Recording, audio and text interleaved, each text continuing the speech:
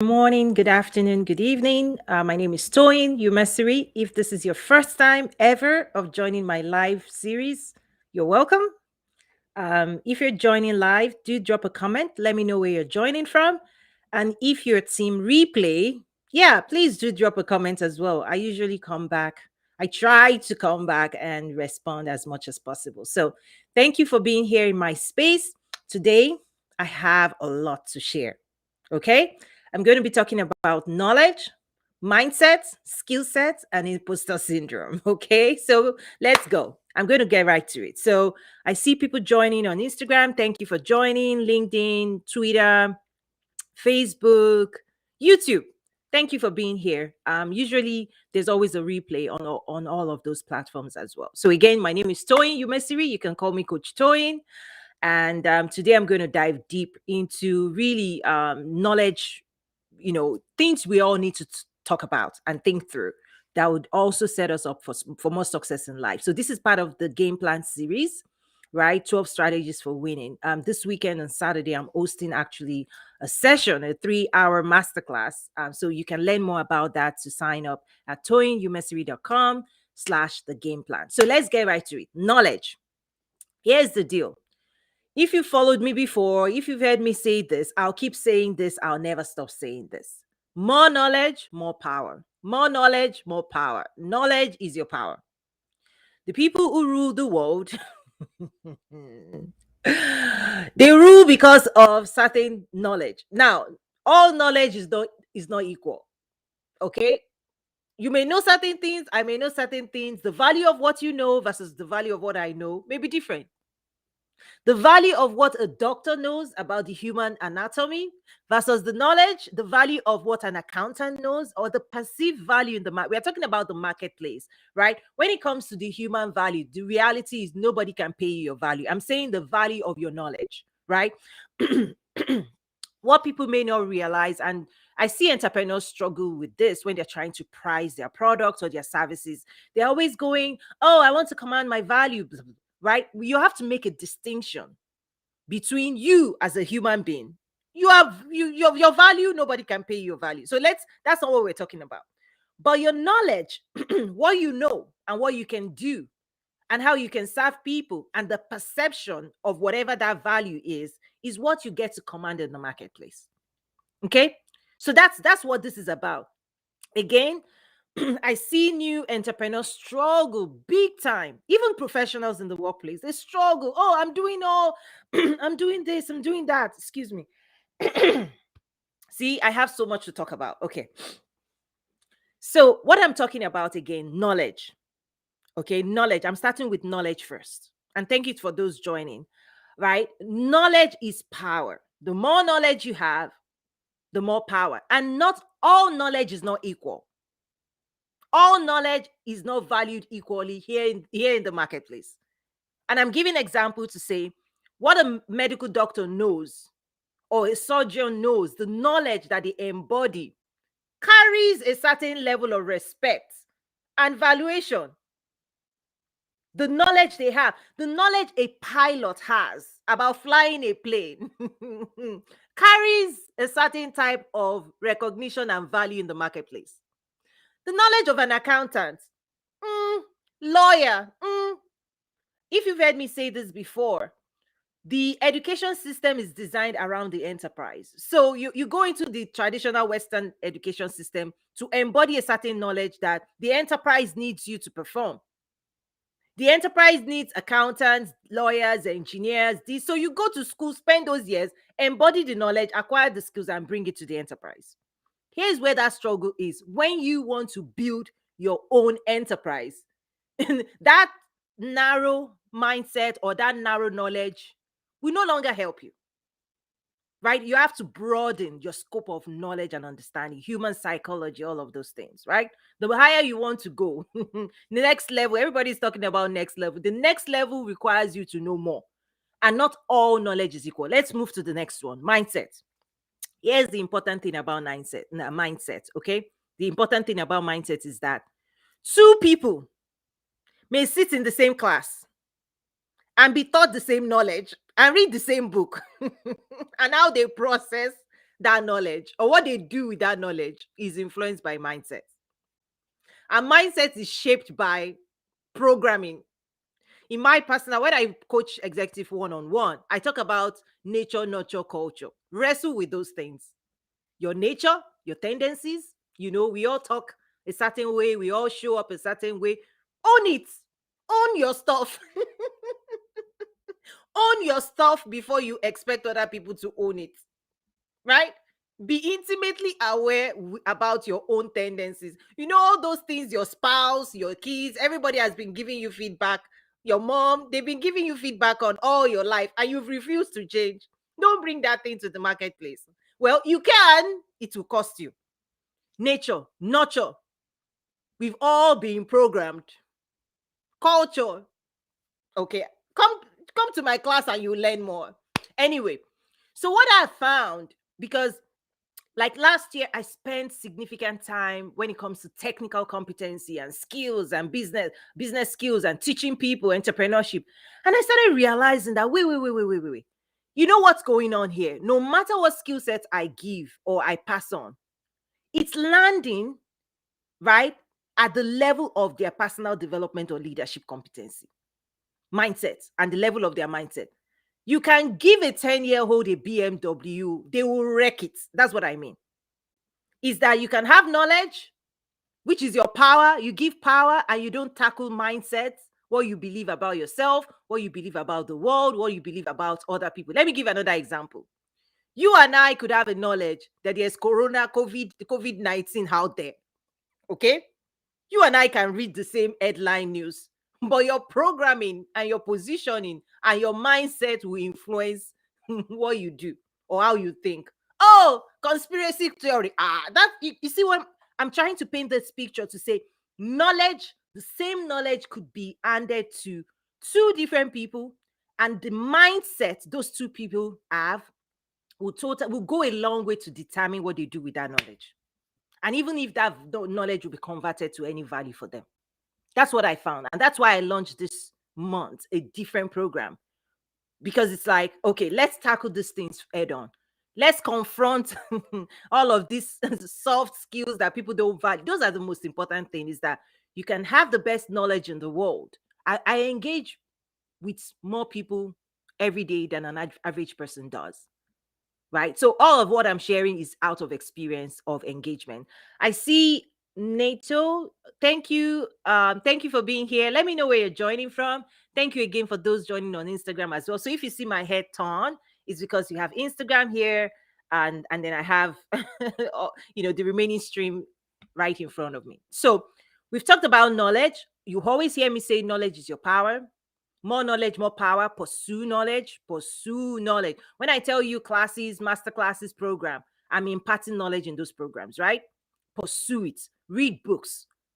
I will keep pushing this, because you're only going to win based on what you know. And what you don't know is actually extremely expensive. Let me repeat that. What you don't know does more damage. It's what breeds a lot of exploitation. When people talk about, oh, exploited, they're not paying me my price, all of those things can be solved by knowledge. Because when you know who you are, you know your value, you're aware, you have clarity. People approaching you with ABCD, you'll be like, no, but thanks. No, but thanks. I appreciate. No. Keep moving. You'll be able to say yes, you'll be able to say no. But when you don't know your value and you don't know the market, out, you don't know the rules of the game. Let me put it that way. I've been using a lot of sports analogy as well. I use building, all kinds of farming analogies, building, just to pass on what I'm trying to share. Is that if you're going to play a soccer game, at least at a minimum, understand the rules of the game. Otherwise, what you get is what you get. So knowledge is your power. More knowledge, more power. All knowledge is not equal or valued equally in the marketplace. Like I shared, a medical doctor, what they know versus an accountant, totally different. Totally different. There's a certain type of knowledge you embody. You can be more successful as an entrepreneur, and certain knowledge may cause you to fail. In fact, when you hear me say things like mindset of an entrepreneur, is that over the years, I've realized that there are certain mindset you may embody as an employee. That if you bring that thing to entrepreneurship,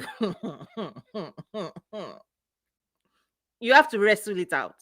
In fact, what I usually joke for those transitioning from corporate to entrepreneurship, I say, okay, if you're in corporate, please stay there. That's the easiest teaching you can make ever. Stay. Entrepreneurship is not for anybody. And then I joke and I say, it's like it's like a lion. Okay, a lion has serious power, but if you're an employee, there are certain strengths you have that is now domesticated. Okay, someone said official bro and co says, can you give an example? Okay, I think is in relation to transitioning from corporate. Okay, is that it? Let me give example. I usually joke. So thank you. Drop your comments, drop your questions, and I'll attend to it.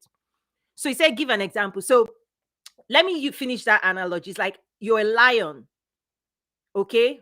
You know your potential.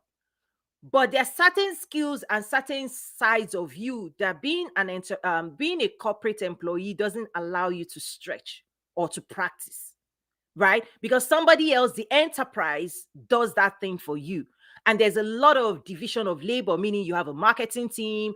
You don't see the breadth of an enterprise unless you're the CEO, right? So unless you're the CEO in a company, in a mega company, you don't see the breadth and depth of the enterprise. You only see the job you are being paid to do, which is a micro, right? So all of the things that it takes to run the enterprise is invisible to you. Really, you don't know what the marketing teams are doing. You don't know what sales are doing. You don't know supply chain, logistics, the back end, the entire structure of that enterprise. You don't know it. So when you step out here, you are like a lion that just left the zoo, right? You've been domesticated. Somebody feeds you breakfast, lunch, and dinner. Now you're coming into the wild as an entrepreneur. You have to learn how to roar. You have to acquire new skills. You have to hunt for your own breakfast. You don't know how to hunt, no breakfast for you. You don't know how to. And the moment you finish breakfast hunt, now you think about lunch and dinner, or you skip one of those. Okay. Okay. See, every time I talk about this, I just go into my phone. Okay, yes, you said yes. So there's a certain type of knowledge. If you're transitioning, certain types of knowledge will help you be a successful, professional, promotable professional, you know, in the enterprise, leadership, management. I get it. Please do that thing and do it well and move up as high as you can. Leadership, team building. I did that. But that's not enough. If you decide, the day you decide to beat that thing bye-bye and to go and build your own enterprise, nobody tells you this thing, right? I am telling you the real stuff behind the scenes. You better go and know. When they tell you, oh, customer is always all right, you don't understand why. Without customers, no business. Okay, have I said too much? Have I said too much? Is that enough? The other thing I talk about growth, even in knowledge and mindset, is that most times I see people struggle. They don't really know where they're at on the journey to success. So let me explain. When you have a 1-year-old, let's even say 6 months old, guess what? You feed, you feed that, right? When all that baby needs to do is cry. When somebody comes, and the more people in the house, the more let's attend to this baby. Let's attend to this baby. Somebody's feeding you, somebody's wiping your, they even put beep. Everybody's seeking your comfort. 6 months old, 1 year old, they're still tolerating that thing. Right? People are still, he's still growing up. At least he's learning to walk. You turn to 5-year-old, go and bring your plates. I ain't right. Nobody's spoon feeding you. You give them fork, you give them spoon, right? What if you're a 9-year-old? Go and serve yourself. Take your plates, wash your plates. I've done what I would do. I've cooked. Go and serve yourself, right? 14-year-old make spaghetti for us. 19, 20, go and get a job. Cook, bring that job with that money. Start contributing a little bit. 25, 24, leave the house. Go and fend for yourself. You now then start taking more responsibility for other people. And then grandpa, grandpa, you are feeding the community. You should be feeding the community. But here's what happens. I found that a lot of people get stuck somewhere along that journey. Some people get stuck somewhere along that journey. And they might be. So ask yourself, where did you get stuck? As long as you are one of those people that I will hear you say, oh, it's the government. Oh, is that person. Oh, you just map yourself. Where are you on that journey? Okay? If you're one of those people I run into that you tell me somebody is doing, please map yourself. Clarity. Just know that you are at a certain maturity level in this journey. Right? Because when I'm hosting certain people, none of those things, in fact, the way they show up, the mindset with which they show up, they've taken charge of not just their own life, but other people, right? You are a CEO, other people's livelihood is depending on your decisions. So you can't be saying, oh, this, that. Maturity, success maturity, mindset maturity calls for you to be more responsible, not just for yourself, but for other people are relying on you to make the right decisions. So what I found is that mindset is heavy, heavy, heavy, heavy, heavy on this one. Okay, mindset. Fine. Okay, I think this is too much for some. Let me slow it down. Okay, let's move on to skill set. I'm slowing. See, I can control myself. I can go fast. I can slow down. You guys tend to set the pace. Like whenever I go into spaces, I'm very, very sensitive to the need of the room. It's like whatever you need is what you get out of me. I know what I can offer, but at the end of the day, sometimes some people are more hungry than each other, which is another topic entirely. Okay, so we've talked about knowledge. I've tried to explain mindset. This is just high level. I'm keeping it really, really high level. If you want more deep dive, mindset exercises, coaching, all of those things, those are whenever I say I'm hosting a program like this Saturday, I'm going to give you PowerPoint. I'm going to give you exercises. I'm going to coach you how to tackle all of these things. First of all, I'll hold up a mirror to say, this is what you said. This is what I heard. Do you know that this is what is holding you back? And the person will go, no. Okay. If you now that you know awareness, right? Awareness is a big one when it comes to mindset. Is that many people are not aware of how they are sabotaging themselves, their own, like how they're standing in the way of everything they're telling me they want.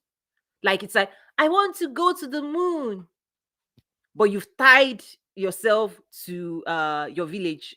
Let me use village because like the African in me comes out sometimes, right? Is that you say you want to go to this level, but there are certain mindset things why that is tied to the apron of those of your nurturing. Something they told you or you saw, or how they told you the world operates, how you were programmed to function, is keeping you bound. Really. Until you are aware of those things and you tackle it head on, you just be saying, I'm here, right? These things are real, and I've seen it over and over and over again. Enough that I'm realizing, okay, maybe I need to start putting some of these things out there. Because what I do privately, all of these things up until now, were things I do in my private practice for people who reach out, right? Who I work with.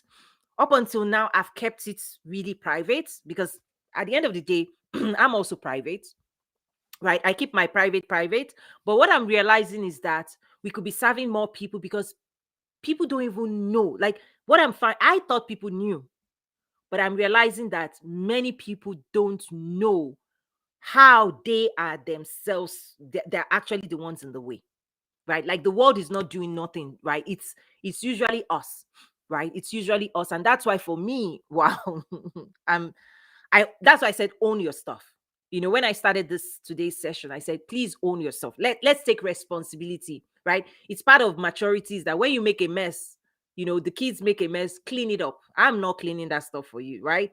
It's part of this ownership of who I am, how people so let me give another example, because I see maybe people want more, is that owning your stuff looks like, are you aware of the effects you have on people? Right? These are the things we tackle, right? And that's really deep. How aware are you of how you're being perceived? And usually what I found is there's always a gap between who you think you are and the how people perceive you. And what usually happens is the more skilled you are and the more mature you are, the gap should be small. But when the gap is this, like, I think I'm this, I'm thinking like, but the market is not responding to you the way you think you are, there's a gap. There's work to be done. The most successful people that I know, they are seriously aware of who they are and they are okay with who they are. Like I remember once I was interviewing Scott Ford, who's a presidential advisor. He was like on the stage, he leaned forward and he said, Toyin, I say these things as they are. It is what people like about me and it is what people hate about me. But I will say it.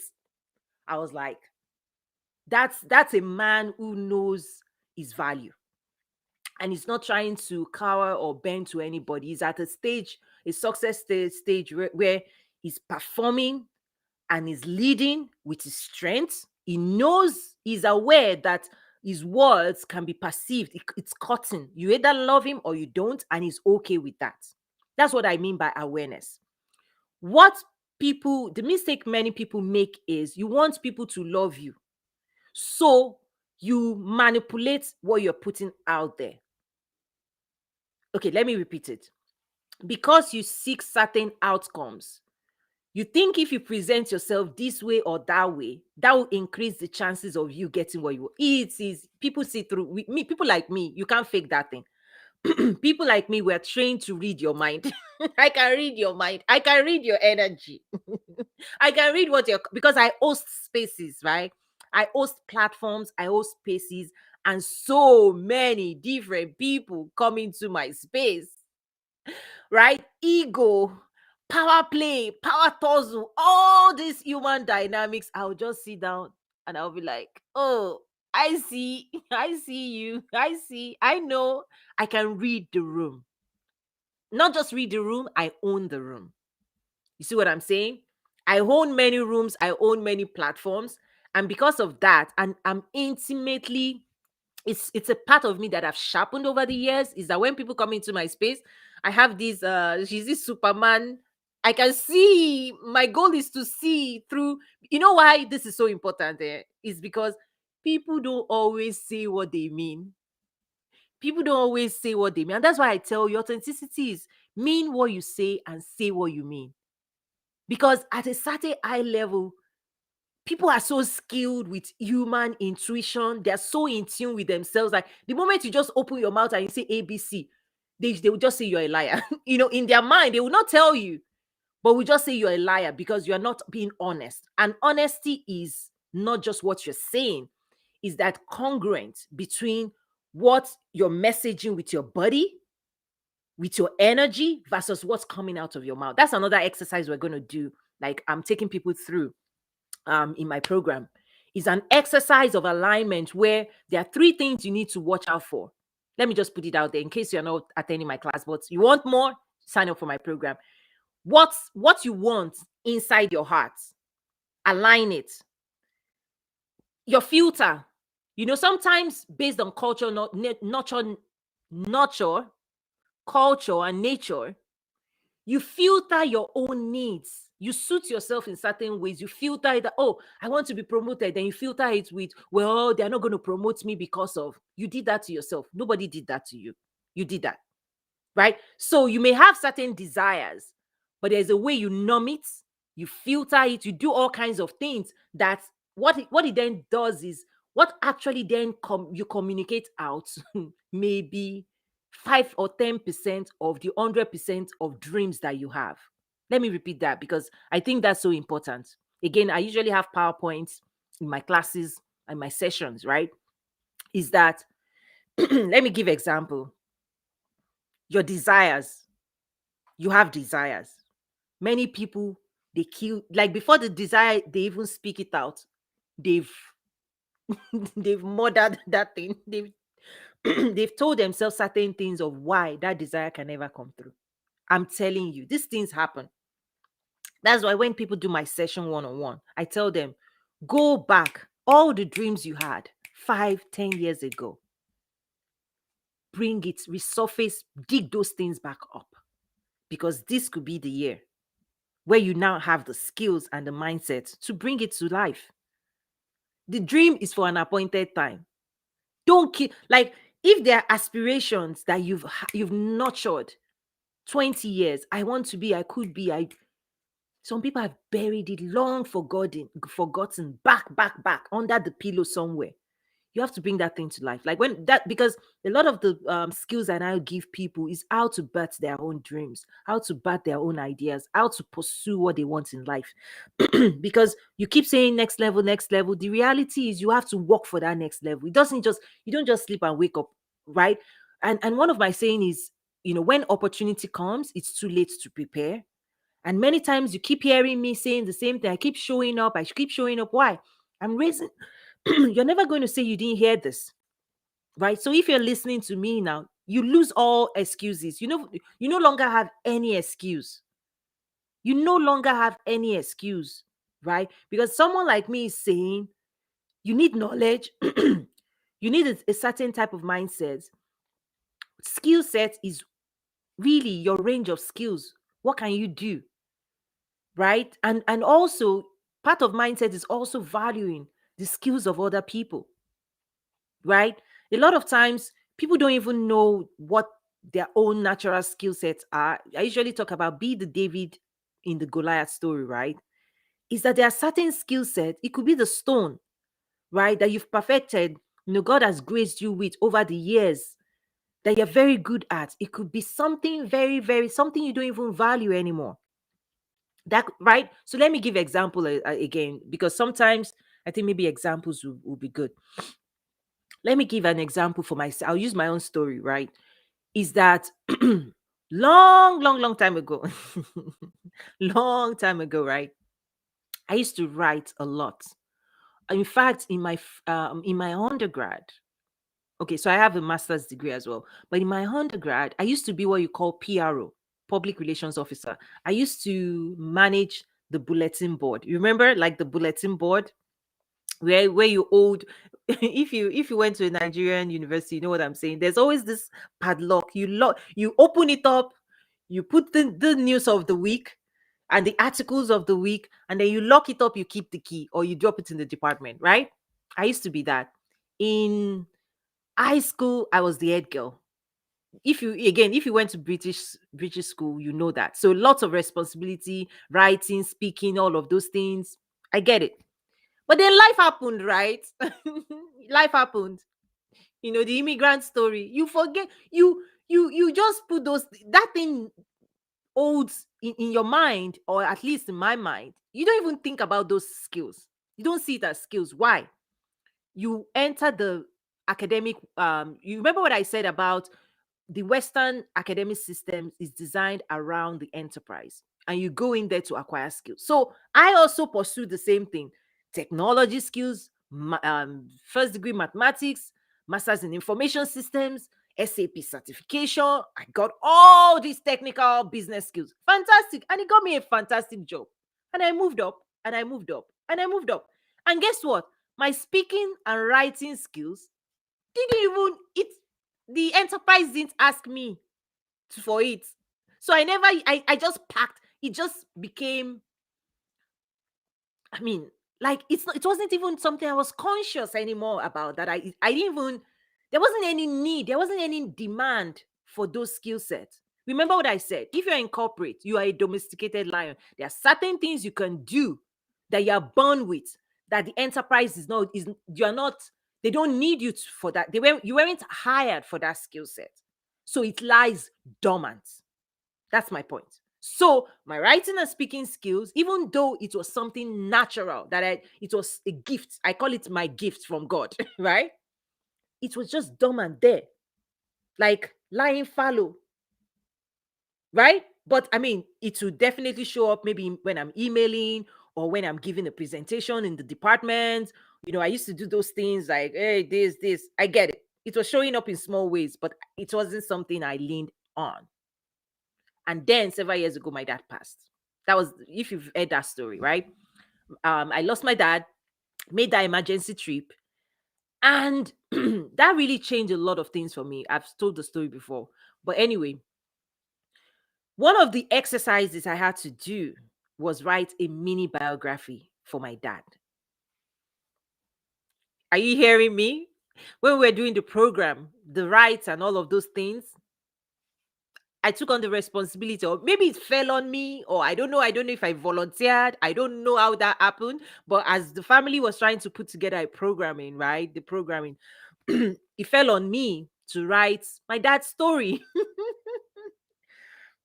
So I had to interview my mom, interview a few people, take in all the stories, process my own observation of him as a man, not just as my father, as a man, how he lived, the decisions he made, how he was perceived by his community, his spouse, his children. I had to write it. And then I had to, this was something else, right? And his co-worker had to give me his file, his professional file, because he rose through the ranks to the highest levels of his profession, right? So he was a leader. He took on so many leadership roles. So he had a personnel file. He worked for the federal government. He worked for private. Anyway, his personnel record of dates of his hire, of his professional, they gave it to me. Okay, this is really sense. Okay, I never knew I was gonna go here. This wasn't the plan, people. Okay, so they gave me my dad's personnel file so that I could get the dates right. So if I say, oh, something like he started his career in this, he was employed to be a accountant. The dates were in his record, so I had to flip through that. I think they scanned it. I can't remember how they got it to me. So the dates, his first job, his promotion, his appointment. I had to 1970, 1960, he was born. He was so I had to look at this man's birth to and the life he lived in between. I was like, oh my gosh, this is so I never knew. I'm not going to cry. So no, I'm going to mask it with smiling. It's a celebration, right? And because his life and even in his death gave birth to the person you're looking at right now. So I'm a reflection of him. He lives on. So anyway, I'm still talking about skill sets. Let me make sure this is relevant to the topic of the day. We're talking about skill sets. So by bringing that skill to the table, I wrote a mini biography about him, his life, his professional life, his even his faith. I divided it into I think three segments. His professional life, how he started from this school, high school, how he was used to be a teacher, then he got this, and then ICANN, an accountant, and then bossa, and then this, and then he became ICANN proctor, and then this, and I even put in some jokes of the funny names people used to call him.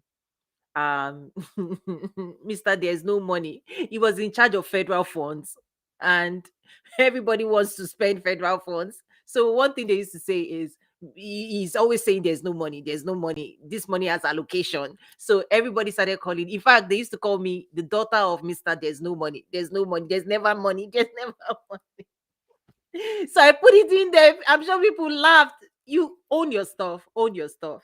Okay. So anyway, I wrote his professional, and then I wrote his faith. He was extremely active in his church. He was the treasurer for many, many years until he said, sorry, I'm done, because he was an accountant by profession. And then I also wrote about his family.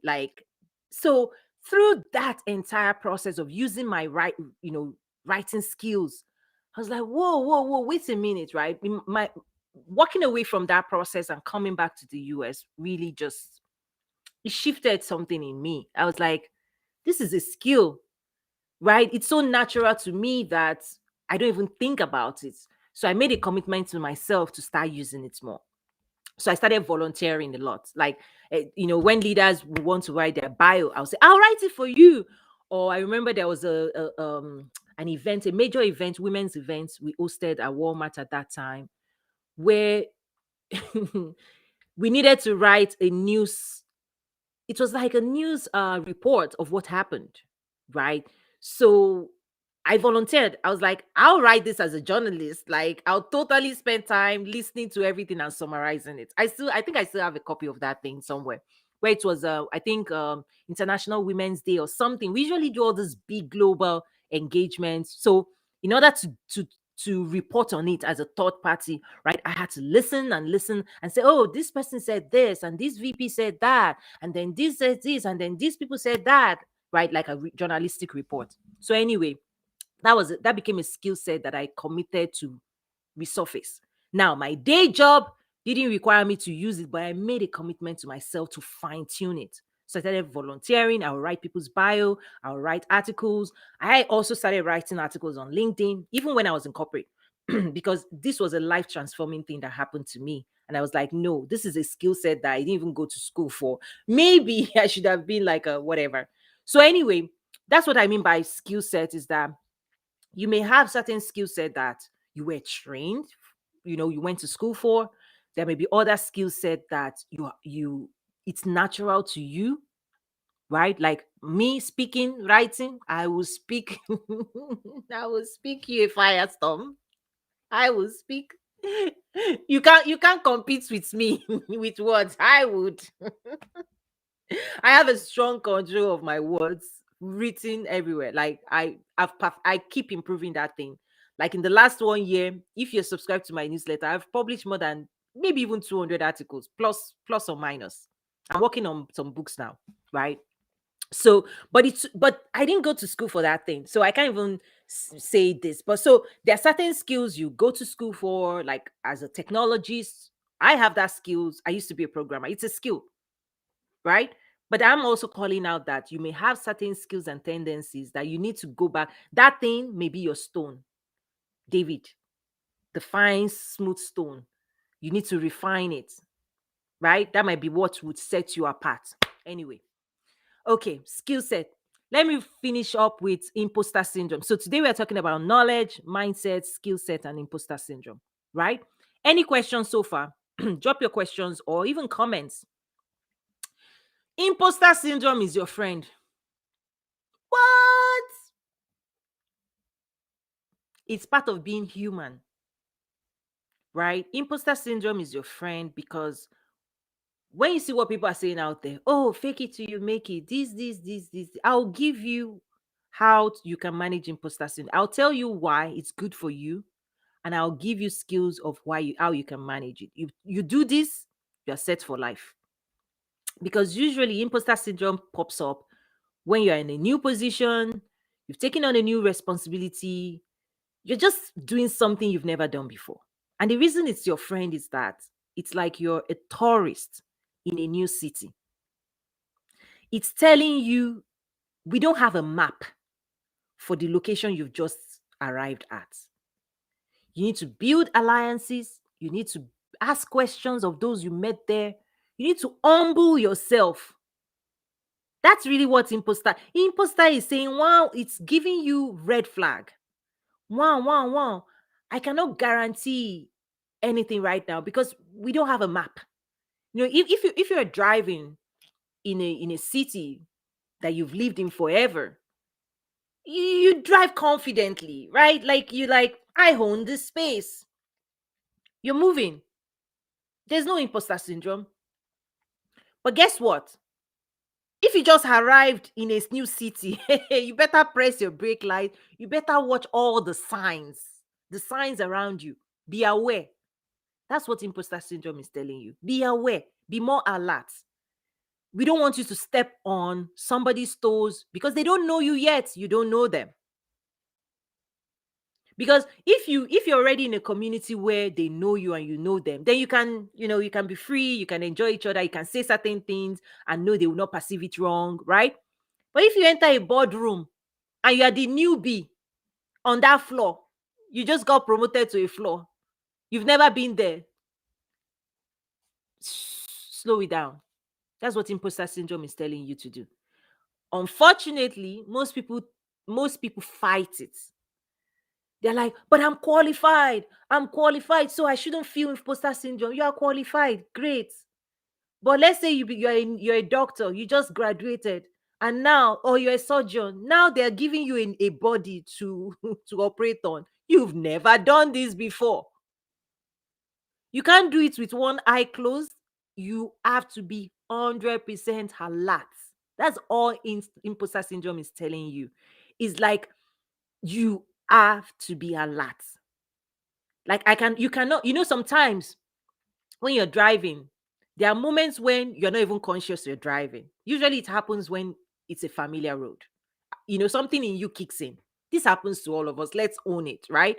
Is that there's certain things that kicks in for you because you've practiced this so many times. In fact, sports people like soccer players, like there's a particular skill set that they've played, they and the ball become one. Is that flow, right? I don't know if you've read that book, Flow. I don't know if I have it here, right? Flow. You enter a certain level of flow out of excellence and perfection and repetition. Like you just start, right? So, for example, for me now, I'm entering the flow with hosting these lives, right? So I know this, and that's what I'm saying. Like when I tell you how to manage it, you're set for life. Anytime you're doing something new, humble yourself. That's the solution, right? Approach it with humility, like I'm learning, perfect it. And one thing I also do is when that thing is important, I do it, I do more of it. You practice it more so that you can shorten the time. The more repetition, the more you expose yourself to that thing of discomfort, right? It's like you go into the gym, expose yourself more to that discomfort, and then over time, your body takes over. Something kicks in, right? So, for example, if you watch me this January, I've been hosting daily lives. Yes, good. But what people don't understand is that I'm perfecting my skill. I stretch myself to do this. So while we've all been going on this journey, guess who wins? I win. I win more. Why? Because all of a sudden now, I now feel I've entered this flow. I've entered this flow because why? I went heavy on it. Boom, boom, boom. I did like that's one thing I do. Like, a lot of times be like, Toyin, you are heavy. Yes. Boom, boom, boom, boom, boom. Perfection. Boom, boom, boom. If you want to become a master at anything, right? Because that's what people are seeking, mastery level of a skill, of a position, of anything that gives you discomfort, right? Expose yourself more to those things. Expose yourself. Go heavy. Expose. Do it. Do it. Do it. And you do it enough times. Something in your mind, you attain mastery level, right? But a lot of times people want to attain mastery level, but they don't want to push past that pain, that imposter. Oh, what would they think if I'm online? If I say this. Everybody goes through that thing. Kick it out. The way you kick it out is show up enough times. By the time you show up, you expose yourself enough times to this discomfort, then the discomfort disappears, right? That's the solution. So, how to manage imposter syndrome is ask questions. You're in a new city, you've never been before. Humble yourself. Ask those people that were there before you. Number two, I'll share one more and then I'll stop there. Number two, expose yourself to that discomfort more, more, more, more. You're in a new city. You don't just stay in your house like, I don't know. No, no, no. You go out there, go out there. The first time, maybe a map. The first time, or maybe ask a question. Next time, come with a map. Third time, you don't need the map anymore. That's how to handle this thing, right? And then the third one, most important one, always be of service to the space. Any new space you're going into, come at it with I'm here to serve. And it's a top secret of mine. Nobody ever resists somebody that is serving. Like all the but if you come in like I've got this, I'm here to make a point, I'm here to show you how badass I am, you are making enemies for yourself. So unnecessary. Like you come to a neighborhood and you are showing the neighbors that you are new, you're the new kid on the block, and you want to now prove something. Really, what do you want to prove? Give them their credit. Even offer them, I'm here to be of service to you. How can I help? That's the key. That key, how can I help, is the key that will unlock more opportunities for you for life. You're set for life. How can I help? How can I be of service? Nobody ever resists that in this world. We're all here to serve. The more you learn this, see, success. I got you. Nobody will tell you this. I'm telling you my secret. There's nobody in the world that I cannot approach or engage or work with. Why? I'm of service. I get like even when I tell you to come to my program, is to serve you. You don't want it? That's fine. Next. Next.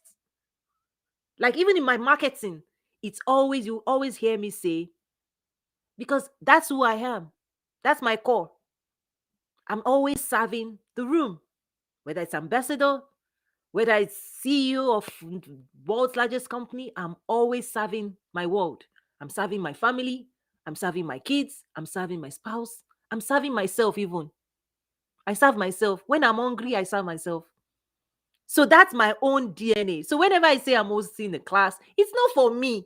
I already know what I know, and I know the value of what I know, and I'm using that knowledge to climb up. Watch me. Watch me. I'm using today I'm talking about knowledge, mindset, skill set. I'm telling you, I'm serving you to say you also want to, you need to know these things. If you don't like it, that's okay. One thing I wouldn't do, I tend not to serve anybody's ignorance. Like I go into certain spaces, people are like, this, I'm like, oh, sorry to bother you. I move on.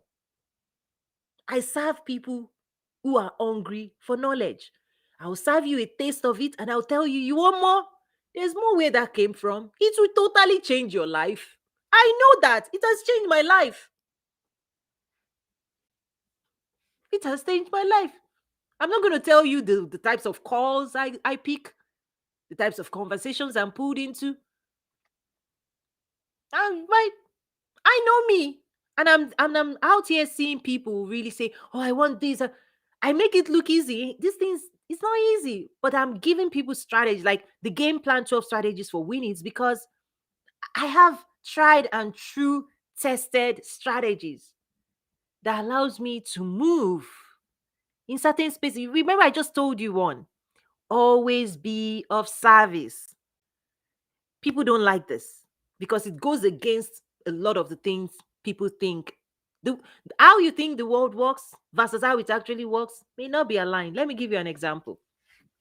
I think I was on Clubhouse and we were engaging one on one, and the person was like, what would you say to him? Like, I go into certain spaces and many people are trying to one up each other. Like they're trying to say, I know this, you don't. They're trying to go into those spaces like, I want to prove that I'm the most intelligent in this room. And they go at it so heavy. I said, oh. So he was asking me, like, what do I think about that? And I said, let me tell you, which I'll share publicly now. Okay, let me share it publicly. That behavior and tactic, it is a tactic.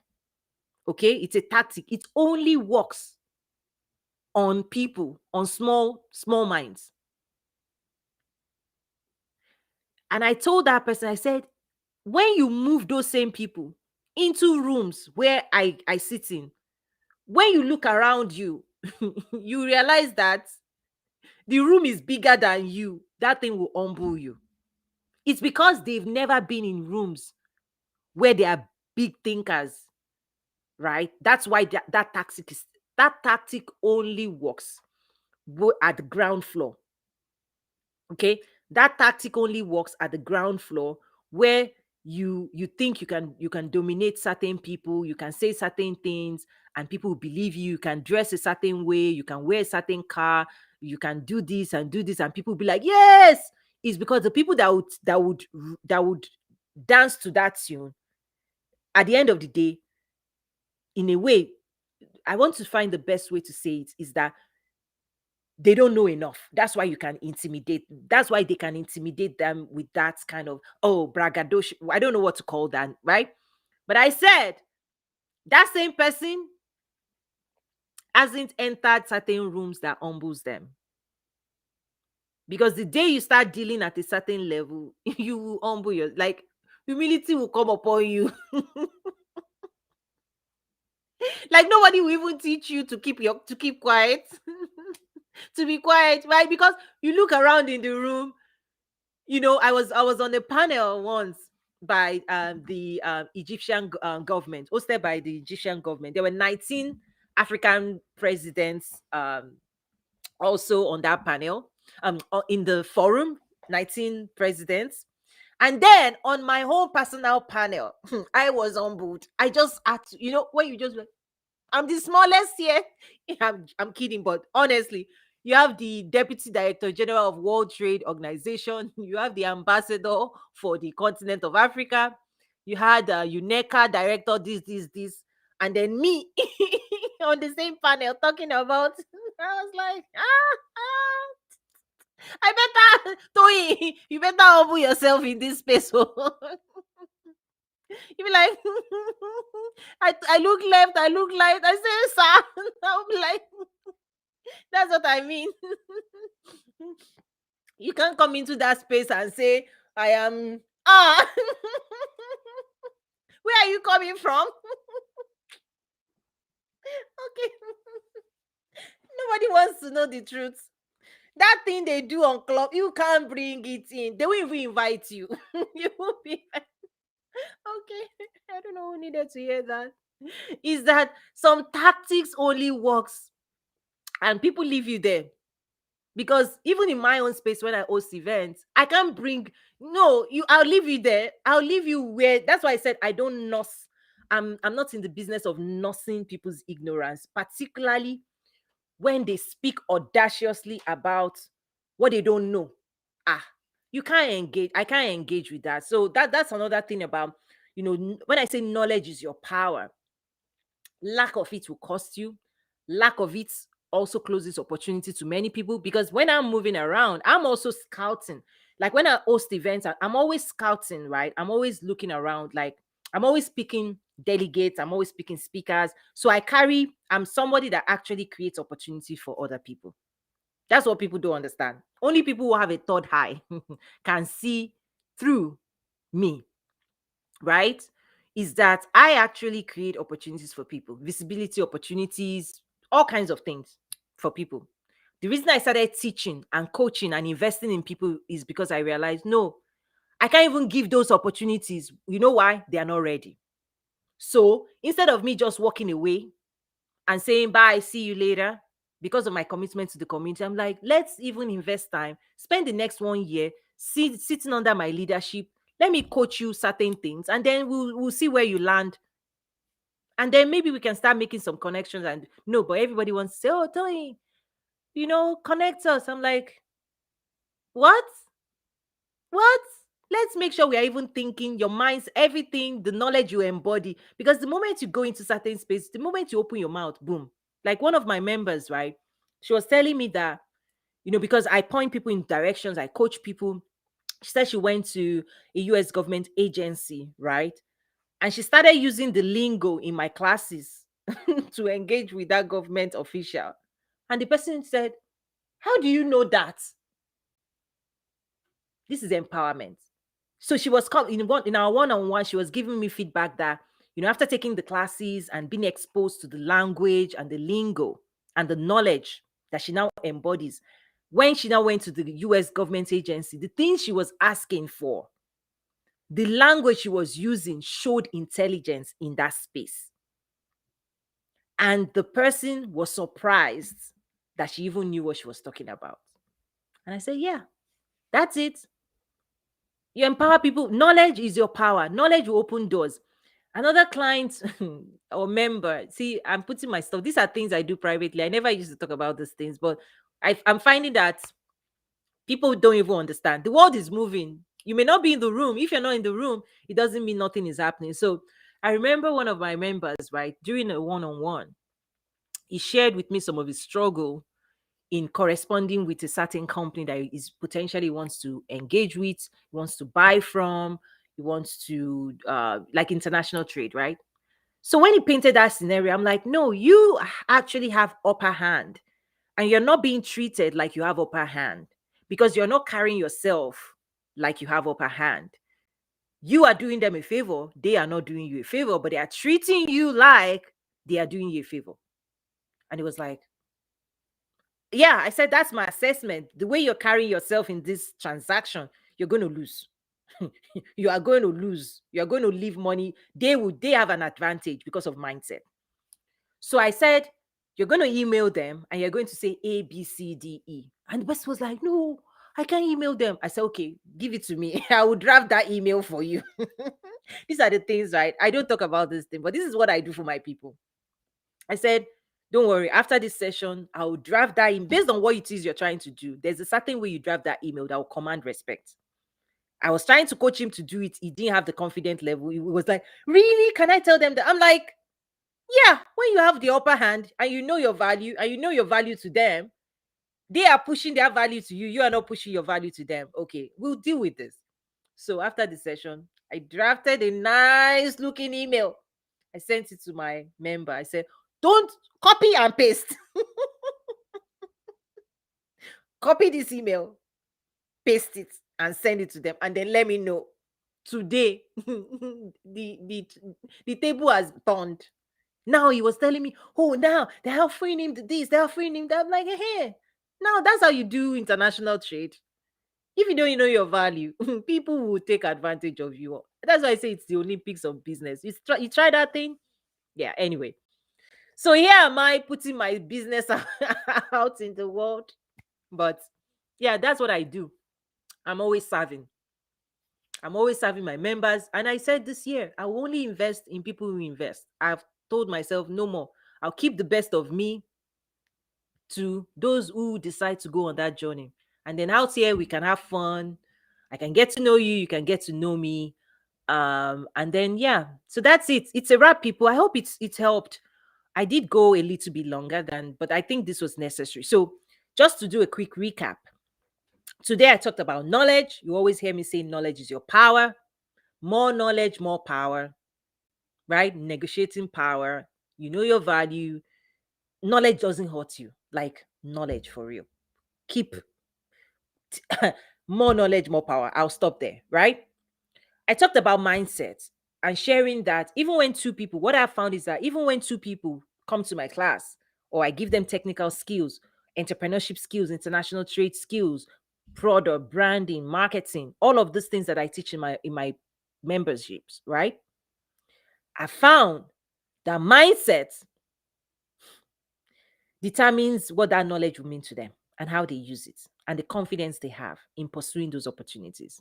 I've seen it too many times. That's why this month I launched. In fact, how many days? Today is Wednesday. So this Saturday, 3 hours, I'm hosting the game plan series 12 strategies for winning.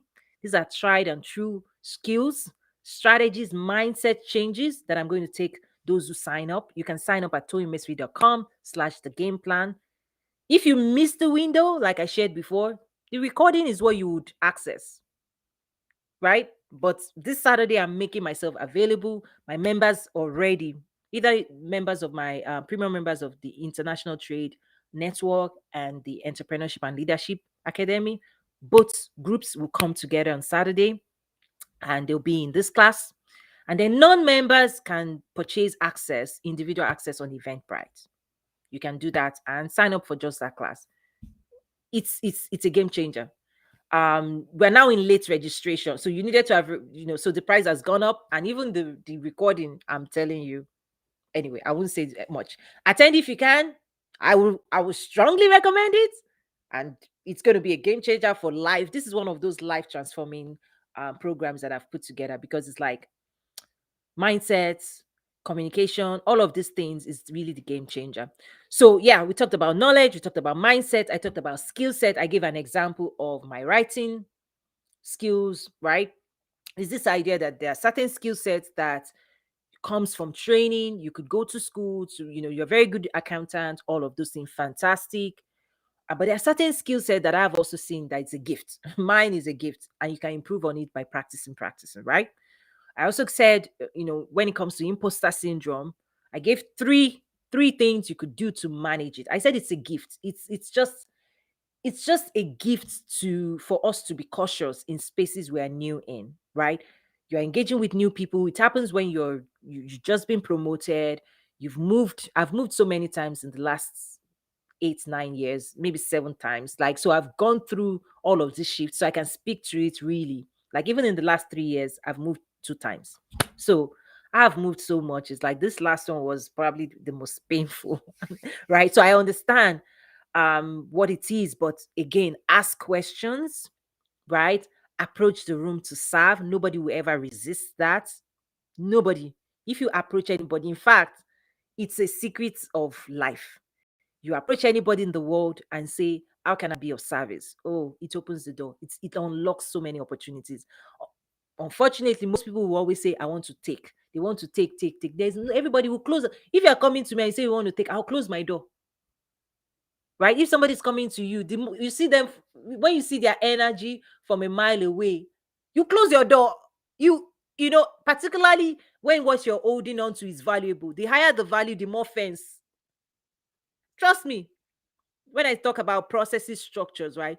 You want to work with Harvard, application process. You want a bank loan, application process. You want to get a job in a company, application process. Submit your resume. There is a process.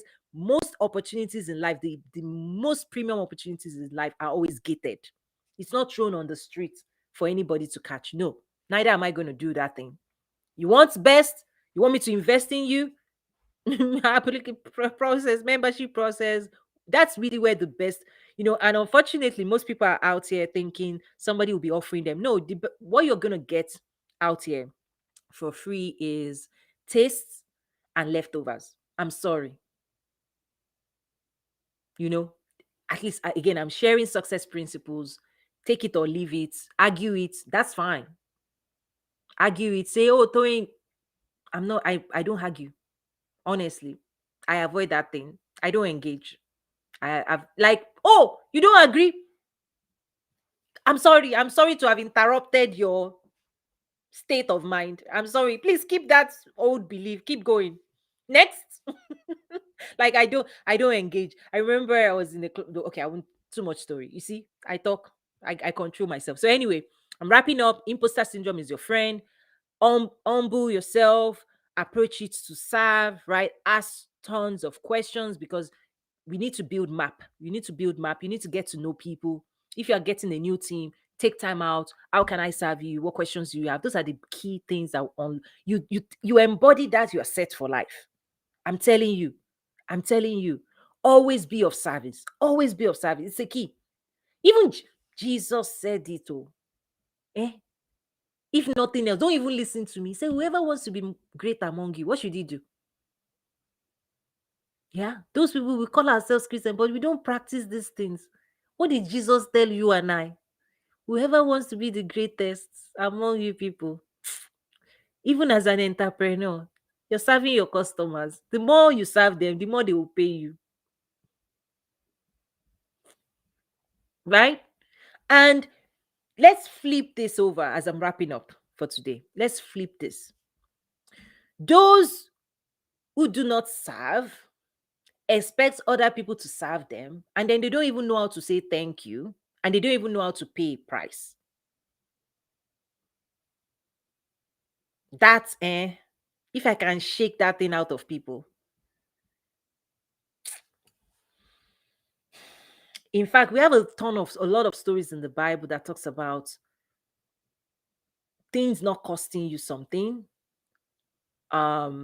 I think it was this few days ago, I was listening to someone talk about, was it Abraham that wanted a piece of land? And he was like, no, somebody wanted to offer him free. He was like, no, I'm not taking that thing free. I will pay for it. And not just, in fact, that person was his friend. If that person was like, oh, let's do friends value, he said, no, I'll give you full price. All of you out here that is looking for free, you're looking for, oh, discount, pay full price and move on. It's a principle. And that principle is saying wherever you're eating, wherever you're benefiting from, wherever is changing your life, including church, drop something. You know, all the argument people say, oh, tight or no tight. God translates it, you are robbing. You are robbing. I just think change to preacher Toyin now. As I'm wrapping up, I try to, a lot of the things I do, my goal in life, I try to implement biblical principle. If you've not figured it out by now, I'm saying it publicly. I try to, these are tried true principles that I test it out and it works. I test it out a lot. I tell God, like, I want to test that thing out. Right. And then when I'm choosing mentors, I choose mentors that are also living that life. Because I'm not going to get one person to come, oh, because he has money in the bank and start telling me stories. I don't want that. I don't want that. So my mentors, the people I sit at their feet, they have very strong faith, understanding. They've risen to the top of the house. They carry their Bibles. They talk about God. They minister. That's what my dad, remember I shared my dad's story. My dad lived that thing. He rose up through the ranks through post-professional, but a lot of people, his peers, a lot of people would win. I think that's the biggest lesson I learned from him by writing his biography, is that he was just one of those people. A lot of people would pick professional life and you will not see them successful in family life, right? A lot of issues there. When you can find a man or a woman that is found to be successful in their profession, their chosen profession, they hold on, they didn't let go of their faith, and their family loves them and they love their family, and they're still a family man, family woman. That is my own dream. Like, that thing is all I'm after. That is all I'm after. When I say, okay, 360 woman, that's what for those who are follow me on that topic, is the 360 woman is along that line. It's not one for the other. Because trust me, I'm extremely ambitious. If you don't know by now, I know myself, but not at the expense of certain things that I've prioritized in my life. No, this thing, no, it's not that serious. It's not that serious. There are certain things more important. So anyway, I think I'm trying to share more about myself. I'm sharing so that people know where I'm coming. So when you hear me say certain things, you know where it's coming from. That's why I'm exposing more of how I think, who I am, the principles I practice. So yes, I practice Christian principles in things that I do. I talk about faith. I talk about life, because it's not one dimension. Everything is not more money. I get it. I get it. There's so much more. In fact, money flows in certain dimensions. Again, I'm practicing certain. Anyway, maybe I'll wrap it up there. Thank you so much. Hopefully, this week I'm wrapping up my daily lives. I've practiced. I'm now in my flow, right? It's now a skill set that I'm now evaluating how I want to deploy it. Once a week, once a month, right? But this was good, because not just for you, it was good for me. That's what I'm saying. Like, everything is, I have a game plan on anything. It was practice for me. I learned a lot. I grew. I think the biggest lesson for me is just learning to be relaxed. And because the work that I do, people who know me, I'm very serious, like boom boom boom boom, like the work that I do is heavy, intense, but I've designed this life just to be easy, because if I'm going to do it, I want to do it easy. I don't want to make it too uh I don't want to turn it into work. Because when it turns into work again, you prioritize it, it becomes heavy. So I told myself, like, if I'm going to do this and do it every day, 30 minutes, an hour here and there, then it has to be fun. It has to be easy. I have to enjoy it. I have to learn from it. I have to grow from it. And then, most importantly, not forgetting the business component. It has to serve the overall brand. It has to serve my business. I have to use it to also share what I'm doing behind the scene that nobody knows. So I've been able to, so for me, as I'm wrapping up this week with this format that I've never done before in terms of boom, boom, boom for, was it more than 2 weeks? Is I'm wrapping it up to say, okay, lessons learned. I've learned that I can make this very relaxed. I can share, more about myself, not necessarily all work. I've gone into topics that maybe may not be the hardcore of my work, which I do behind this. When I say I teach entrepreneurship and international trade, it's very strict in terms of strategies, tactics. When you're in my classes, if you've taken any of my classes, you can access some courses on toyinmesri.com. You see PowerPoint. If you watch my portfolio review, I'm very like executive doom, doom, doom, doom. So I know that, but I did not want to recreate that with this lives. I wanted this life to be more of a conversation, easy, just get to know you, get to know me. I share my thoughts, principles, and taste of some of the things I teach behind the scenes as well. So join me on Saturday, January 29, 2022, 2022, 10 a.m. Central Time here in the US, here in Chicago. Hosting it live. It's going to be a virtual class, and it's called The Game Plan 12 Strategies for Winning. And really, you can read those 12 modules, right? The way I'm designing that class is we'll tackle four. So there are 12 strategies I'm going to tackle, PowerPoint, all those things, right? I'll tackle four. We'll discuss it for 20 minutes. I'll tackle another four. We'll discuss for 20 minutes. I'll tackle another four, right? Instead of just going full stretch, right? So that way, I give you the tools, I give you the principles. You're taking notes, you're taking notes. I pause, I listen, we exchange, and I help because a lot of the work is feedback. When I mirror things back to you and something clicks for you, you ask a question, then I'm able to address it and give you my perspective, right? And then we move on. That's the structure for Saturday. Now, when after Saturday, the recording will be available for purchase, I think by Monday, Tuesday. I'll come out here. I may come out here and tell you, here's the link. If you want to buy it, buy it. Right. And then I move on to the next thing, which I'm hosting an investment conference with some governments next month. So I will move on. Like, I have a game plan and I'm helping you to say, develop your own game plan. That way you're not distracted. That way you're focused. That way you're moving. You're mobilizing yourself in the direction of your goal. Those are the skills I'll be giving this Saturday. I also expand your capacity to take on more responsibility. The next level, the higher level of you, all it requires a different version of us, right? It requires us to show up um, at a different level, right? So, anyway, thank you again for being here. For those who have joined from the very beginning, I really do appreciate that. It's a wrap, people. Thank you to those who joined on LinkedIn, Twitter, YouTube, Facebook, my personal page, my um, company page, and thank you. And thank you, Instagram as well.